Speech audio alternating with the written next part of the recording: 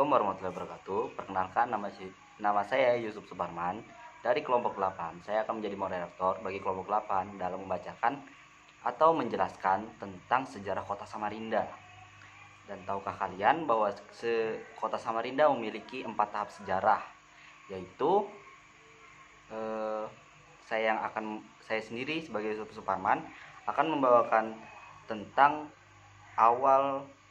kependudukan awal orang Samarinda. Lalu teman saya Novianti menjelaskan tentang sejarah masuknya suku Banjar ke Samarinda. Saya Ridwan Maulana akan menceritakan tentang sejarahnya Wajo ke Samarinda. Saya Dinda Prila Syafudin ingin menjelaskan sejarah tentang asal-usul terciptanya nama Samarinda. Oke, memasuki step awal, yaitu kependudukan awal orang Samarinda. Sebelum dikenal sebagai kawasan kota Samarinda, kawasan ini masuk ke dalam daerah Kutai Kartanegara pada tahun 1300 Masehi di wilayah Kutai Lama.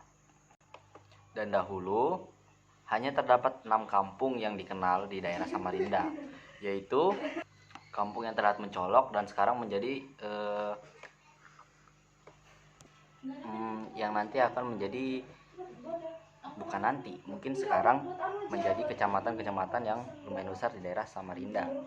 Yang pertama yaitu Pulau Atas, yang kedua Karangasem, yang ketiga Karamungus yang sekarang dikenal sebagai Karangmungus, Luah Bakung atau sekarang dikenal sebagai Lobakung, Sambuyutan sekarang dikenal sebagai Sambutan, dan yang terakhir Mangku Pelas atau yang sekarang biasa kita kenal sebagai Mangku Palas. Hal tersebut ditulis dan dicatat dalam manuskrip Salasilah Raja Kutai yang ditulis Khalif Muhammad Tahir. Cerita selanjutnya atau sejarah selanjutnya akan dibacakan oleh teman saya yang bernama Novianti. Masuknya orang Banjar ke Samarinda. Orang Banjar adalah suku yang menempati wilayah Kalimantan Selatan, sebagian Kalimantan Tengah, dan sebagian Kalimantan Timur.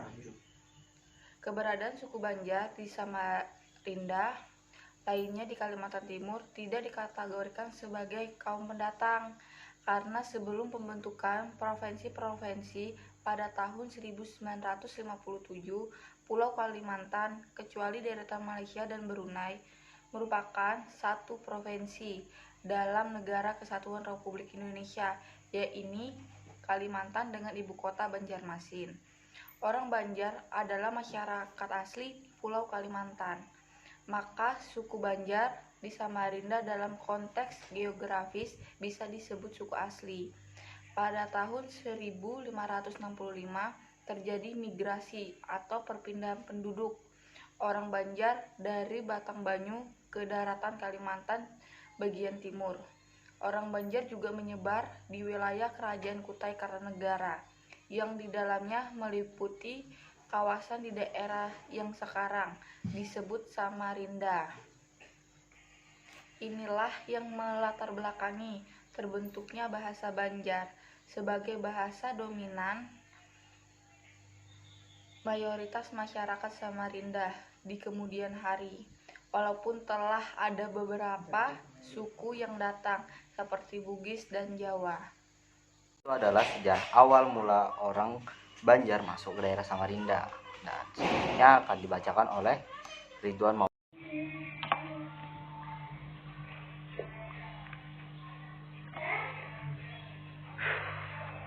Kedatangan orang Bugis Wajo ke Samarinda. Riwayat kedatangan rombongan Bugis Wajo pertama kali ke Samarinda terdiri atas bermacam-macam versi.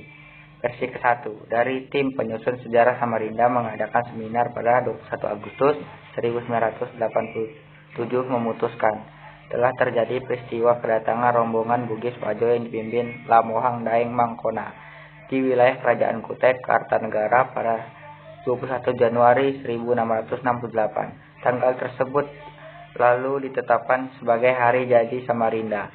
Latar belakang perantauan orang-orang dari tanah Khususlan Goa, Sulawesi Selatan itu menolak Dan itu dia penjelasan dari Ridwan Maulana tentang Sejarah orang Wajo masuk ke Samarinda. Selanjutnya akan dibacakan oleh Dinda tentang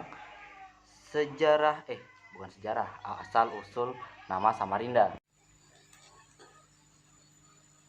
Asal-usul nama Samarinda. Ada beraneka versi mengenai latar belakang terciptanya nama Samarinda. Versi pertama berdasarkan persamaan ukuran tinggi rumah-rumah rakit penduduk Bugis Wajo yang berada di Samarinda seberang, yang tidak ada yang lebih tinggi antara satu dengan yang lain, sehingga disebut Samarinda, yang juga bermakna tatanan kemasyarakatan yang egaliter. Versi kedua berdasarkan persamaan ukuran tinggi Sungai Mahakam dengan daratan di tepiannya yang sama-sama rendah. Sampai awal dasawarsa tahun 1950-an, setiap air Sungai Mahakam pasang naik, sebagian besar jalan-jalan di Samarinda selalu terendam air, terlebih lagi jika sedang pasang besar. Ada beberapa jalur jalan yang sama sekali tidak dapat dilintasi kendaraan karena ketinggian air yang merendamnya.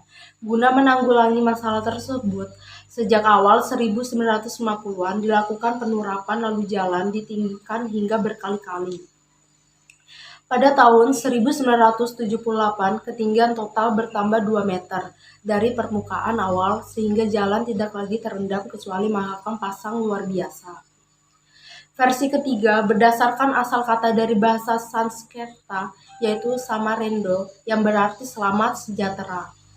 Versi keempat berdasarkan cerita rakyat bahwa nama Samarinda berasal dari bahasa Melayu dari kata samar dan indah.